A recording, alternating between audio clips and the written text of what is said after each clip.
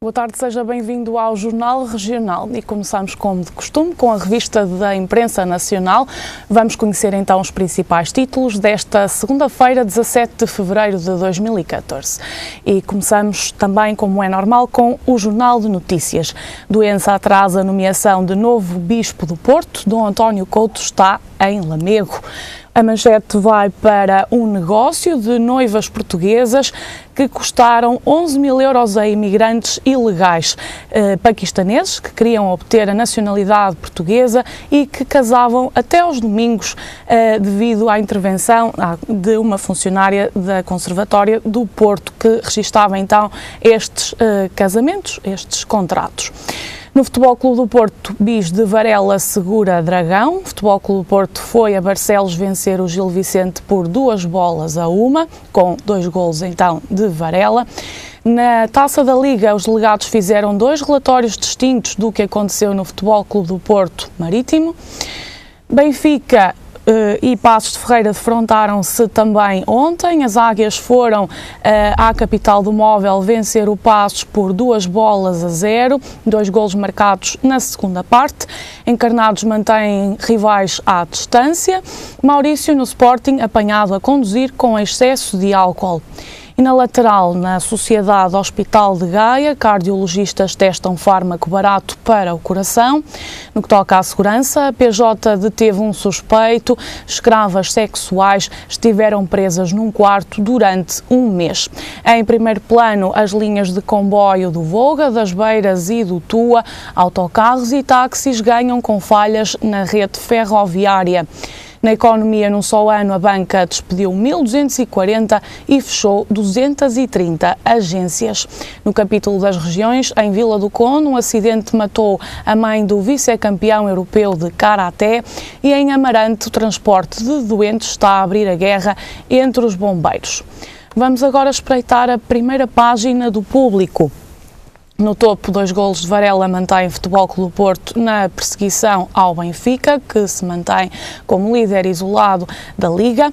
Em entrevista exclusiva ao Público, Vítor Gaspar diz que a punição nunca se aplicou a Portugal e que foi um negociador bem-sucedido em nome dos interesses nacionais. Vítor Gaspar, então nesta entrevista exclusiva ao Diário, a dizer que é insultuoso pensar que foi ele o quarto elemento da Troika. Saiba também no Público hoje como vai crescer em Portugal a geração dos filhos únicos. Devido à quebra da natalidade, vem aí a geração dos filhos únicos. Estarão eles preparados para enfrentar o mundo real?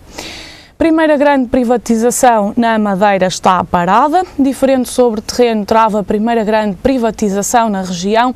O programa de alienações está atrasado um ano. General angolano é o homem dos 750 milhões de dólares. Falamos de Leopoldino do Nascimento, que está a ser investigado pela Procuradoria-Geral da República e é um rosto das ligações do regime à multinacional Transfigura. Tempestades no Reino Unido têm origem no Pacífico. A corrente de jato do Atlântico está a ligar-se com o Pacífico, gerando tempestades nas latitudes médias da Europa. E depois também a estátua de Apolo que o Hamas confiscou em Gaza. Trata-se de uma estátua que um pescador de Gaza resgatou, uma estátua grega em bronze e que esteve à venda no eBay e acabou por ser depois confiscada pelo Hamas. Vamos agora ver o que nos traz o I de hoje. Relatório do Parlamento Europeu sobre avaliação da Troika. Eurodeputados do PSD e do CDS querem culpar Sócrates pela ação negativa da Troika. Também no I de hoje, Rui Tavares responde às críticas do Bloco de Esquerda, afirmando que tentaram silenciar o debate à esquerda com distorções e falsidades. E ainda a crise interna do Bloco, com João Semedo, contra a convergência à esquerda para não dar a mão a António José Seguro. A reforma do Estado é um grande zero e muitos duvidam que passe daí, é o que dizem os parceiros. E a Pereira Leal Martins e Júdice quer pôr donos da Celtejo a pagar os erros do seu escritório. Entrevista a Hubert Reeves, o cosmólogo diz que é um erro cortar na educação, só porque é fácil. Na Câmara de Almada exige-se uma resposta urgente a estragos na Caparica. Finalmente, no espólio de Ernest Hemingway já está disponível online. E vamos agora conhecer a capa do Jornal de Negócios. A ver o que nos traz então a primeira página deste diário. Dinheiro da Troika para a banca retido até exames do Banco Central Europeu. O Governo está a sondar os países europeus sobre a saída do programa. Os grandes devedores agravaram perdas da Caixa e do BES em 110 milhões de euros. Falamos dos 6 mil milhões que restam do apoio reservado pela Troika para a banca e que se vão manter então sem utilização até estar concluída a avaliação do BCE ao setor. Hoje, no Investidor Privado, descubra o banco mais barato para o seu dinheiro. 5 dicas para poupar nas comissões. Pequenas empresas vão liderar retornos na Europa, é o que diz Hewell Franklin, gestor de ações europeias da UBS. Também para ler hoje no Jornal de Negócios, que nos traz ainda uma entrevista ao diretor-geral da Auto Europa, António Melo Pires, a garantir que com as expatriações há trabalho para os 3.600 trabalhadores. Na Auto Europa evitar despedimentos este ano, mesmo sem quarto modelo. E finalmente, na primeira página do Jornal de Negócios de hoje, o condutor substitui contribuinte como primeira fonte de receitas das estradas de Portugal. Finalmente vamos até ao desporto e, como sempre, com o jogo. Líder mais seguro do que Formoso é então o Benfica, depois da vitória por 2-0 contra o Paços de Ferreira, na capital do móvel. Garay e Markovic só quebraram resistência dos pacenses na segunda parte. Cardoso e Gaitá estão em dúvida para o jogo com o PAOK. Jorge Jesus, a propósito do encontro de ontem, diz que quando o Benfica marca primeiro é difícil vir a sofrer golos. Já Henrique Calisto salientou o facto de os jogadores estarem a crescer, mesmo nas derrotas. A jornada fecha hoje com o Estoril Braga, às 20 horas. Jesualdo espera capitalizar a revolta dos arsenalistas. Gil Vicente 1, Futebol Clube do Porto 2, Varela avisou e devolveu ao Futebol Clube do Porto o segundo lugar. Importante foi vencer num campo difícil. Paulo Fonseca sobre Herrera diz que fez um excelente jogo. E no Sporting, Chicabala ficou KO em 29 minutos, mas mostrou técnica e esteve no penalti que Gaio falhou. Mané é o extremo mais eficaz dos Leões. Vitória 1, Rio Ave 0, Douglas segurou a reação dos vilacondenses, Barrientos encostou o Vitória à Europa. E ainda noutros jogos da Primeira Liga, o Marítimo 1, Setúbal 0 e o Arouca 1, Nacional 1.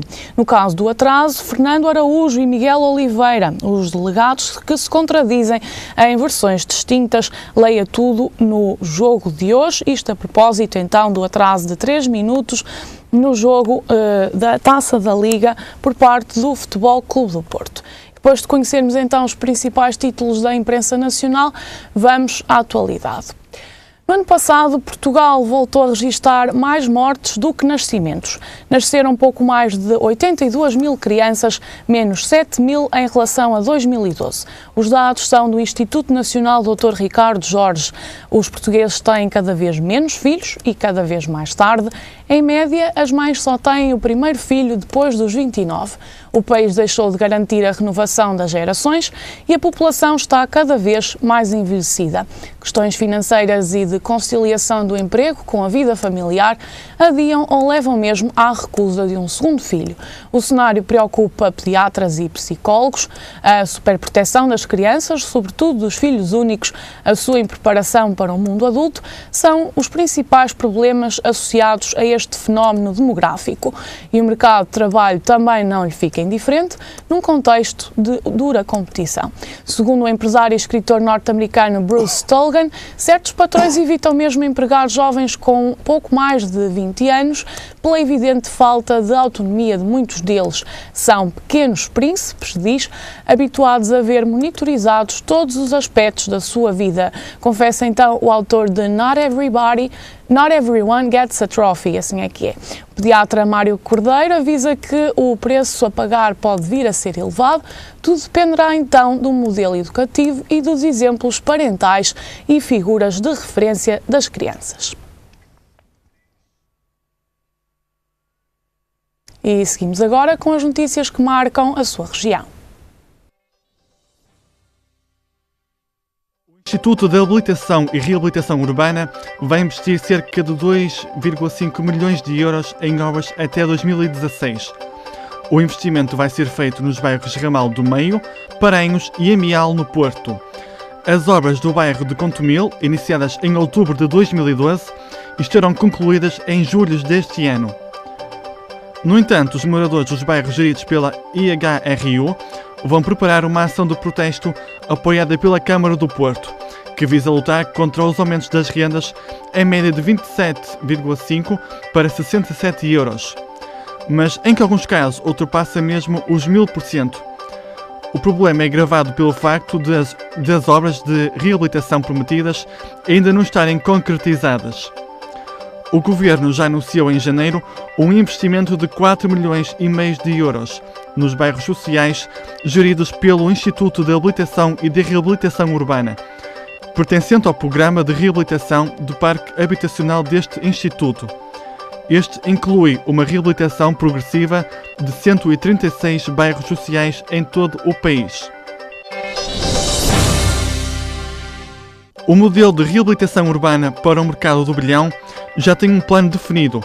No entanto, o projeto vai ter de esperar pelos fundos comunitários.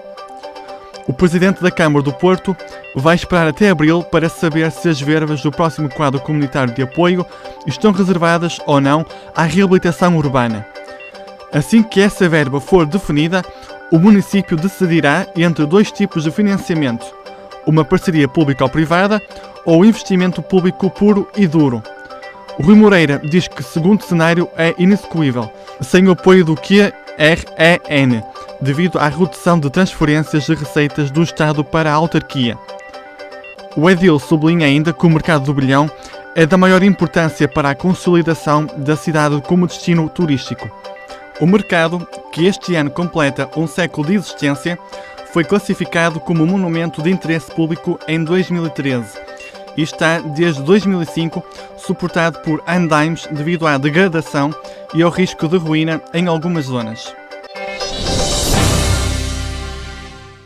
A exposição antológica de Maria Kell, organizada pelo Museu da Presidência da República, chega este sábado a Matosinhos. O evento tem como principal objetivo contar o percurso da artista portuguesa nas mais diversas áreas. Da ilustração ao design gráfico, passando pela tapeçaria, nada vai ficar por mostrar. Este evento tem como título de propósito, em memória da expressão utilizada no 80º aniversário da artista. Faço 80 anos. Sim, é de propósito. No trabalho multifacetado de Maria Kell, a heroína é um denominador comum. A inovação e surpresa a que as suas obras nos habituaram deram-lhe um lugar indiscutível na história da arte portuguesa do século XX. A iniciativa já teve lugar em Cascais e Viseu e agora vai ter paragem na Galeria Neve do edifício da Câmara Municipal de Matosinhos. Vai ser de 22 de fevereiro a 19 de abril, de segunda a sábado. E por ser segunda-feira temos connosco Manuel António Ribeiro para o comentário semanal. Boa tarde, seja bem-vindo uma vez mais ao nosso jornal. Muitos assuntos para debatermos hoje, começando com a manchete do JN, no caso dos paquistaneses que vieram a Portugal casar com portuguesas por 11 mil euros, caso que teve a cumplicidade de uma segunda ajudante da primeira conservatória do Registro Civil do Porto. Um duplo problema, de um lado a corrupção na função pública e do outro a imigração ilegal. Muito bem, boa tarde Rita, boa tarde aos nossos telespectadores. Como nota, eu até admiro os paquistaneses porque vêm à procura de mulheres bonitas e as mulheres portuguesas são, sem dúvida, as mulheres mais bonitas do mundo.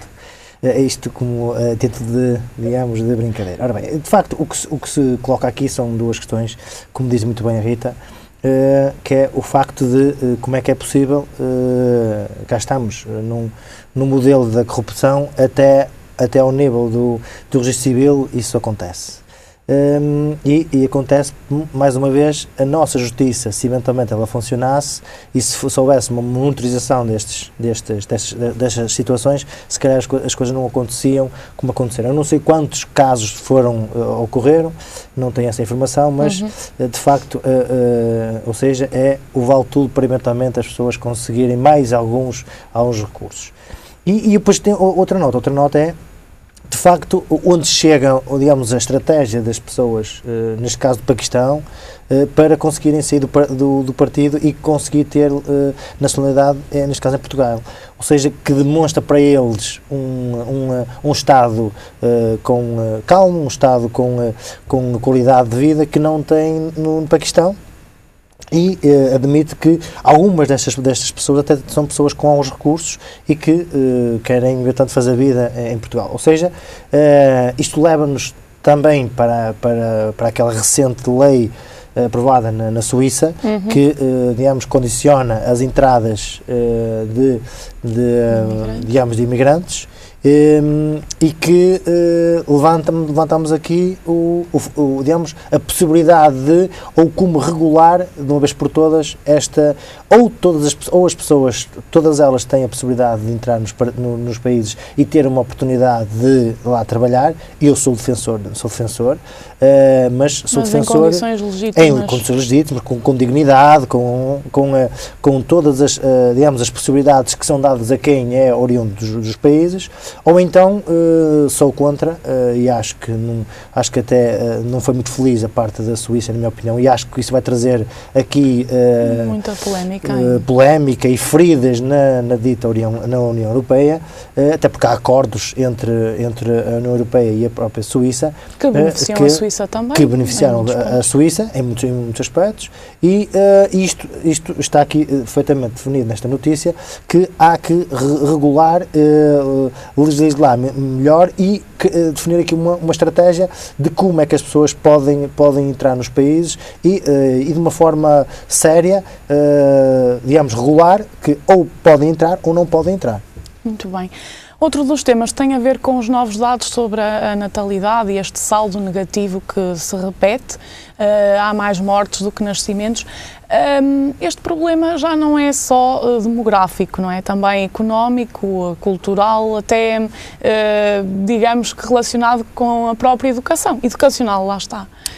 Exatamente, ou seja, eu acho que até podíamos ir buscar aqui uns pauzinhos ao tema anterior, que, repare, quando se trata digamos, o casamento da forma como as anteriores pessoas tratavam, que é, digamos, um caso, digamos, quase que estratégico para a pessoa arranjar nacionalidade, daí a formação familiar será equacionada. Provavelmente isto não há projeto de vida e a natalidade logo aí, até nisso será prejudicado. Agora, sobre este fenómeno que cada vez, digamos, esta realidade cada vez é mais crua e nua, eu tenho a dar aqui, gostava de deixar aqui alguns dados. Entre 2000, aliás, o ano 2000 teve um pico de natalidade pelo fenómeno de entrar no ano 2000. Então, os casais, para que tivessem um filho logo no primeiro ano do segundo milénio, então houve aí uma iniciativa de uma euforia. Isto, nós em termos de sociedade, beneficiamos quanto ao número de nascimentos. Mas, terminado o que eu chamo primeiro ciclo digamos que agora é a escolaridade obrigatória até o 12º ano, são mais ou menos 15, 14 anos, o que é que nós temos? Que em igual período, ou seja, nos próximos 12 a 15 anos, nós vamos ter uma redução de 500 mil nascimentos. Ou seja, em 2030, quando nós analisamos o mesmo período escolar, até o 12º ano, nós vamos ter menos 500 alunos. Menos 500 mil alunos. Ou seja, isto dá que pensar. Dá que pensar porquê? Porque ao existir menos alunos, nós temos logo um problema que há menos, ou seja, as escolas vão ter menos alunos, há menos professores, ou menos lugares para professores, menos funcionários. Há toda uma estrutura, há toda uma estrutura que, digamos, que fica afetada. Como se não chegasse, depois o que é que nós temos? Nós temos que, ao nascerem mais pessoas, nós estamos a falar aqui num período de 15 mais 15, cerca de 30 anos, ou seja, é quase como uma geração. Nós vamos ter aí um período em que, e com o nível, a idade, a esperança de vida aumentar, nós vamos ter uma população cada vez mais idosa. Ou seja, isto levanta-nos outro problema, levanta-nos um problema que é, sem dúvida, como é que vai ser, digamos, o tratamento hospitalar de todas estas pessoas. Ou seja, o apoio à terceira idade. Portanto, isso é uma nota, perdão, uma nota que gostava de deixar aqui bem patente. Isto também leva-nos para o outro lado, ou seja, que é os princípios educacionais que são hoje adotados, e eu vi na vossa reportagem muito bem, que é o facto de ser o filho único. Ou seja, o perigo que isso acarreta. Ou seja, o facto de ser um filho único traz alguns senãos relativamente à ligação unilateral que existe, a proteção exagerada dessa criança. Ou seja, essa criança passa a ser o centro do mundo, passa a ser tudo e mais alguma coisa. E a espelhar, no fundo, aquilo que os pais nunca foram e querem que essa criança seja, não é? Seja, ou querem, ou até involuntariamente até acabam por levar. Porquê? Porque depois esse exagero de proteção arrastam, para que acabam por perder uma autonomia, acabam por ser pouco autónomas e ficam, acabam por ligar-se, menos capazes. Menos capazes, ou seja, e acabam por se desvincular tarde da relação maternal e paternal.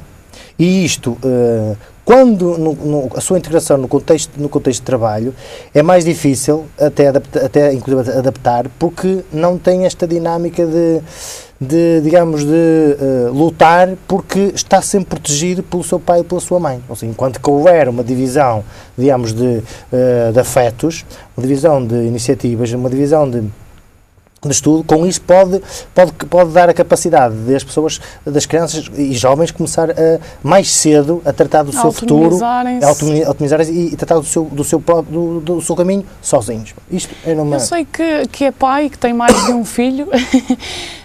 Efetivamente deve sentir isso em casa, mas sente também que há uma pressão para que a educação seja cada vez mais normativizada, que os pais se vejam confrontados com exigências tão grandes que se sintam incapazes de serem bons pais e boas mães. Eu sobre isso é pertinente o que a Rita está a expor. Eu tenho duas notas a dizer. Primeiro, a nossa sociedade é uma sociedade de consumismo clara.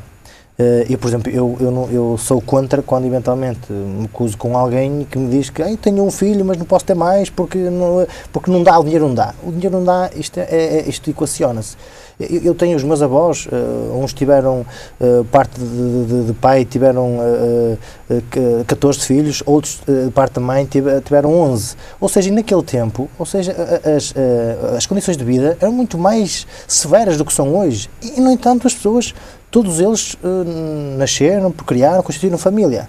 O problema é que hoje, e isso é que se levanta, aqui a questão que se levanta, é que o consumismo é de tal forma, injetado pela visão do olhar, e o que é que se nota é que tenho um filho, esse filho tem que ter uma PlayStation, se tiver outro também tem outra PlayStation, se tiver ou dois filhos tem que haver duas televisões, se tiver dois filhos ou três... Em vez de se cultivar a partilha e a camaradagem, não é? Exatamente. No sentido de... Ou seja, a partilha partilha é o pilar de qualquer sociedade, ou seja, a partilha, a interajuda é fundamental. Quando não nasce nesse meio, aliás, porque ela existe logo entre o pai e a mãe. Logo, entre o pai e a mãe é um conceito de partilha, ou seja, partilha de responsabilidades, partilha de obrigações e deveres. Quando é só um filho, essa partilha já não existe. Essa partilha, a criança começa a crescer protegida. Toda a gente está ali perto, ele pode escorregar, mas está ali uma mão da mãe, está a mão do pai. Quando existe mais do que um filho, essa possibilidade é feita não só biologicamente, mas também afetuosamente. E com isso o que é que se pretende? O que é que se pretenderia se existisse esse fomento? E o Estado aí tem uma responsabilidade porque Que iniciativas é que dá aos pais para poderem terem mais filhos? Nenhumas. Ou seja, em termos de IRS, retirou essa responsabilidade. Ou seja, tudo isto estamos a falar em vários cenários. E aqui as autarquias até têm tido um papel mais preponderante ao atribuírem incentivos de zonas mais deprimidas, não é? Caso São escassas. Aliás, e se os programas, se fôssemos ver os estudos, essas autarquias até têm algum sucesso, ou seja, acabam casais por se ficarem lá, digamos, alojados e a fazer a sua vida, porque fruto do incentivo que é feito em termos de um apelo à natalidade.